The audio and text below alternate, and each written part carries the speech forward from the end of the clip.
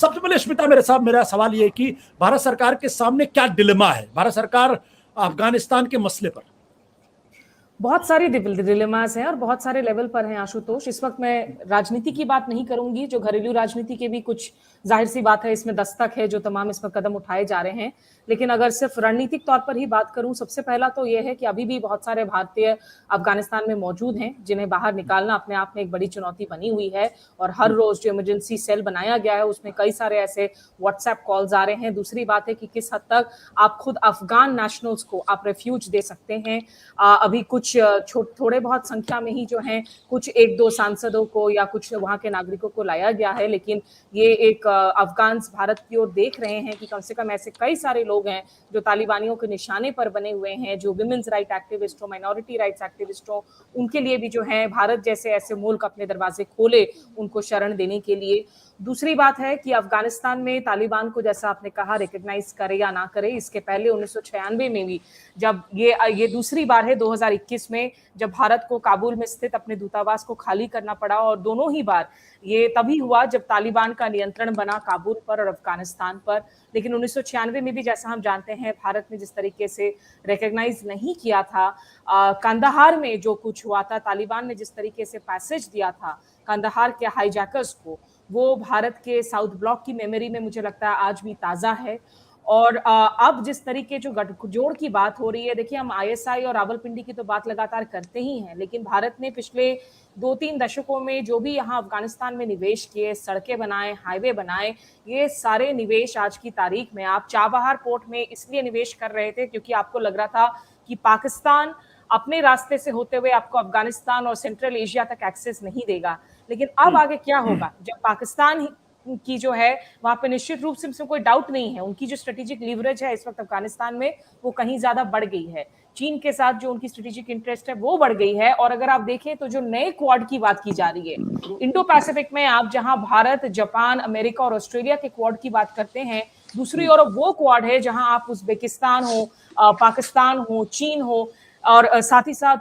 ट्रॉइका plus की बात करें, रूस, ईरान, ये सारे देश हैं जिनकी अपनी लेवरेजेस, अपनी स्टेक्स कहीं ज्यादा बढ़ी हुई है। और आखिरी पॉइंट जो डिलेमा है भारत की कि आखिर इस वक्त अगर आप रिकॉग्नाइज नहीं करते हैं तालिबान को, तालिबान के साथ जो आपके चैनल ऑफ टॉक से उसको ओपन अप और ज्यादा नहीं करते हैं, जो आतंकवाद का मसला है कहीं वो लॉन्च पैड तो नहीं बनेगा। पाकिस्तान का सिर्फ बॉर्डरिंग एरिया ही नहीं बल्कि पूरे अफगानिस्तान में जैश ए मोहम्मद हो, लश्कर ए तैयबा हो, जो एंटी इंडिया ऑर्गेनाइजेशंस हैं, वो आगे क्या रास्ता अख्तियार करेंगे, उनको जो तालिबान वहां सरकार बनाती है वो किस तरीके से उनको ओपन प्ले फील्ड देती है या फिर कुछ उनको कंट्रोल करती है, ये तमाम बातें हैं इस वक्त जो भारत के लिए मुंह बाहें खड़ी हैं इस वक्त आशुतोष। बिल्कुल धनंजय, मेरा सवाल ये है कि अगर तालिबान की सरकार बनती, जो कि बननी बिल्कुल निश्चित है एक तरीके से, तो वैसी स्थिति में भारत सरकार को एक सरकार से डील करना पड़ेगा, और वो सरकार तालिबान लेड हो या तालिबान लेड ना हो, इससे कोई फर्क नहीं पड़ता, तालिबान उसमें रहेगा, उसकी बहुत मजबूत उपस्थिति वहां पर होगी। तो क्या भारत ये अफोर्ड कर सकता है कि वो तालिबान लेड गवर्नमेंट में, तालिबान जिस सरकार में है उसके साथ वो इंटरेक्शन ना करे, उनके साथ एंगेजमेंट ना रखे? देखिए, ये बहुत मुश्किल है कि भारत एंगेजमेंट ना रखे, क्योंकि सवाल अभी स्मिता खुद बोल रही थी कि भारत का बहुत बड़ा इन्वेस्टमेंट है अफगानिस्तान के अंदर। दूसरा है कि भारत का एक तबका है अफगानिस्तान के अंदर जो भारत से उम्मीद रखता है कि भारत उसके रेस्क्यू के लिए या जो भी तरह की सिचुएशन उभरेगी उसमें भारत कहीं ना कहीं उनके साथ खड़ा रहेगा। अब अगर पूरी तरीके से हम एंगेजमेंट नहीं रखेंगे और तालिबान के साथ हम उस तरीके का एक व्यवहार रखेंगे जो 1996 में और 2001 तक था, तो चीजें थोड़ी मुश्किल होगी भारत के लिए।